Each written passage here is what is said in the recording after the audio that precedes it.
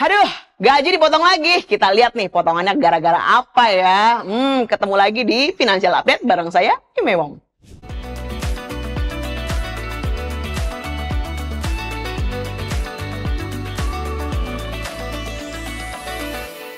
Oke, teman-teman pernah dengar nggak? Sekarang ini lagi rame banget nih soal tapera. Apa sih tapera? Ya, tapera adalah tabungan perumahan rakyat yang merupakan program yang berisi simpanan wajib atau potongan yang mungkin wajib untuk dipotong dari pemasukan atau gaji. Nah, siapa aja sih yang kira-kira harus dipotong gajinya? Orang-orang yang sudah memiliki pekerjaan ya, atau minimal berusia 20 tahun dan sudah menikah. Tapera tuh bentuknya seperti BPJS, teman-teman, tapi buat subsidi rumah. Tapera sendiri undang-undangnya sebenarnya sudah ada dari 4 tahun yang lalu ya, nomor 25 tahun 2020. Peraturan ini ada untuk membantu para warga Indonesia yang memang belum punya rumah. Nah, program ini mewajibkan pekerja untuk penghasilan di atas UMR atau sebesar UMR gitu ya. Dari PNS atau pekerja itu potongannya 2,5% ternyata pemirsa dari gaji, dan si pemberi gaji itu kena potongan 0,5%. Berarti potongannya sudah 3%. Menurut info yang didapat, potongan tapera ini akan dipotong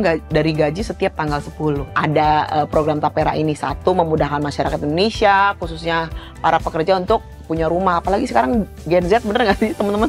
Lalu menyediakan dana jangka panjang yang berkelanjutan untuk pembiayaan perumahan. Tentu saja di mana dana ini yang dipotong setiap bulan, nanti pada saat masuk usia pensiun atau nanti para pekerja ini, katanya sih ada kebijakan baru ya, kalau misalnya sudah resign itu kita bisa tarik lagi dana taperanya. Yang ketiga, mendorong pertumbuhan sektor properti Indonesia. Jadi untuk ningkatin apa lagi sih? Kredit, bener nggak sih? KPR di bank-bank. Kita tahu supaya duit itu muter ya, KPR atau kredit bank juga harus jalan.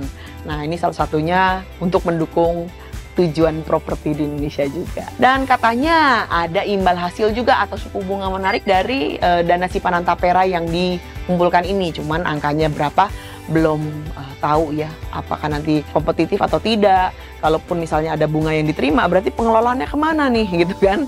Apakah nutup untuk bayar bunganya, seperti itu. Skema pembiayaan juga beragam. Dana tapera ini dapat digunakan sebagai pembelian rumah baru, iya juga sih ya, pembangunan rumah, renovasi atau refinancing KPR. Jadi sebenarnya yang berbau-bau properti, tapera ini nanti ke depannya bisa digunakan.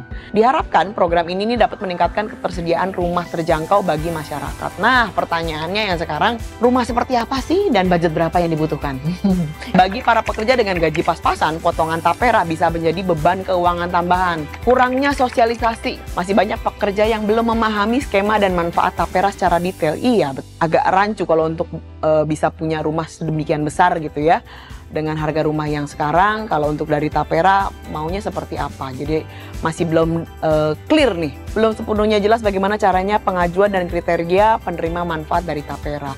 Sementara pemotongannya sudah pasti diwajibkan. Tapera seperti ini ada nggak sih negara-negara lain sudah menjalankan? Ada nih ternyata teman-teman, sudah ada, yaitu di Singapura, Amerika, dan Australia. Ya, cuman mereka itu potongannya jauh lebih besar, sehingga lebih berasa. Pada saat uangnya kekumpul itu cukup untuk beli rumah ya. Karena contoh di Singapura itu pekerjanya memberi atau membayar 20% dari gajinya ke Central Provident Fund atau CPF. Pajaknya gede, iya, tapi dirasakan langsung sama rakyatnya. Oke, menerima manfaat tapera ini satu, para pekerja dengan gaji UMR atau di atas UMR, tapi ada maksimalnya teman-teman. Menerima manfaatnya hanya yang punya gaji maksimal 8 juta gitu. Jadi untuk para pekerja yang gajinya di atas 8 juta, mungkin dia kena potongan, nah, potongan tapera. Tapi untuk pakai manfaat taperanya ini belum tentu bisa. Jadi tapera adalah program dengan tujuan mulia sebenarnya ya, untuk membantu masyarakat untuk memiliki rumah sendiri.